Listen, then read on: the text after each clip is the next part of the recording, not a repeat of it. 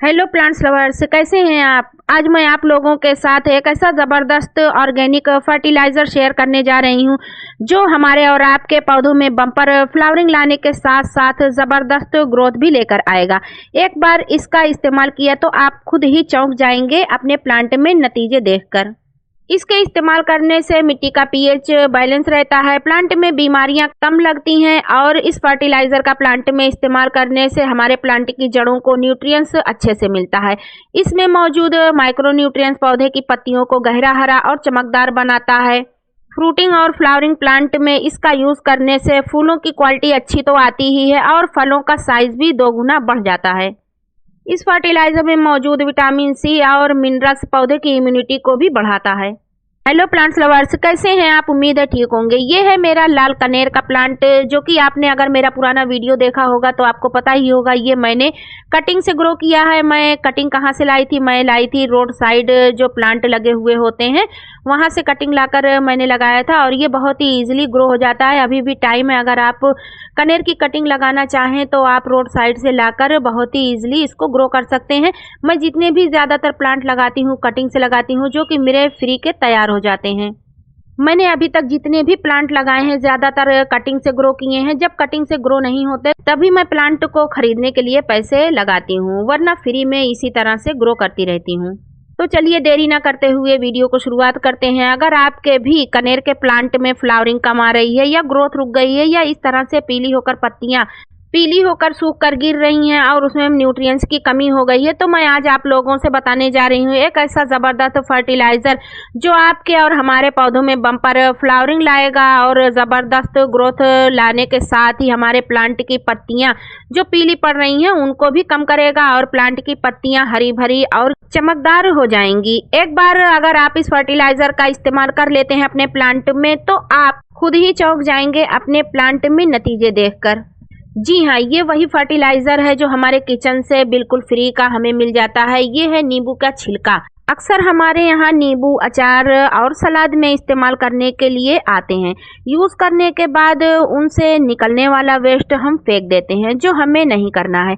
इस वेस्ट चीज़ से हमारे प्लांट के लिए एक ऐसा ज़बरदस्त फर्टिलाइज़र बन के तैयार होता है जो इस नींबू के छिलके से बनता है और आपके पौधे में बम्पर फ्लावरिंग और ज़बरदस्त ग्रोथ लेकर आता है।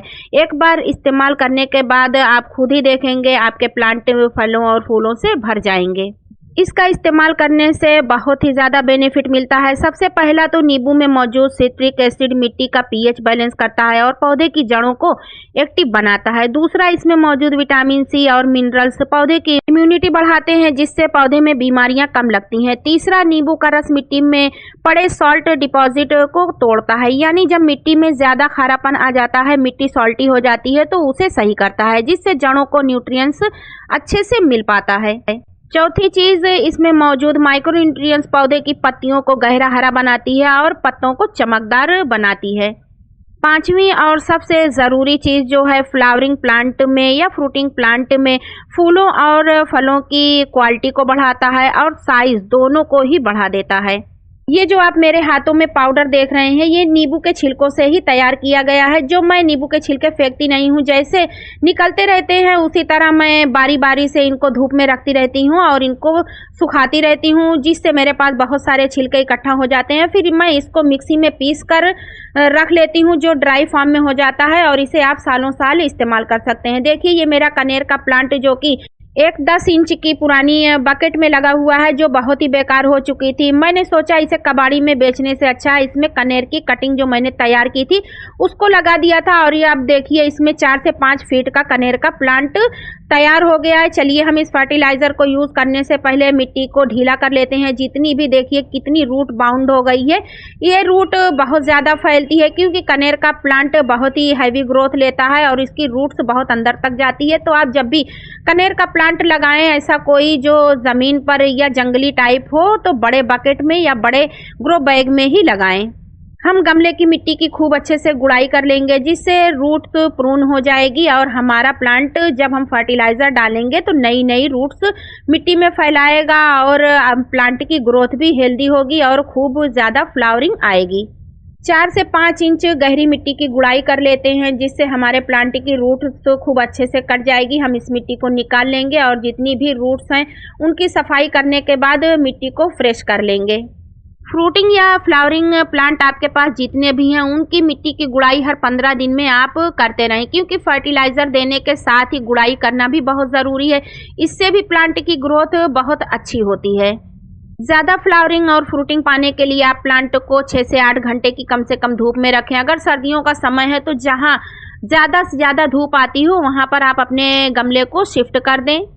कभी भी कोई भी फ्लावरिंग या फ्रूटिंग प्लांट आप छाया में बिल्कुल भी ना रखें, इससे इसमें ग्रोथ नहीं होती, ऑक्सीजन का लेवल नहीं बढ़ता और सूरज की रोशनी जड़ों तक अंदर तक नहीं जाती, ना भी प्लांट पर अच्छे से पहुंच पाती है, जिससे हमारे प्लांट में क्लोरोफिल की कमी हो जाती है और हमारा प्लांट पीला पड़ने लगता है, फ्लावरिंग भी कम हो जाती है, कलियां सूख कर गिरने लगती हैं। देखिए मेरा प्लांट कितना हेल्दी है, जड़ों से भी नई नई शाखाएं निकल रही हैं। देखिए यहाँ पर एक मकड़ी चलती हुई दिख रही है। ये सब जब हम ये नींबू का फर्टिलाइज़र डालेंगे तो ये सब हट जाएंगी, जितने भी हमारे प्लांट से कीड़े हैं, फंगस हैं, वो सभी गायब हो जाएंगे और हमारे प्लांट में जो मकड़ियाँ लगती हैं या कीड़े लगते हैं वो भी नहीं आएंगे।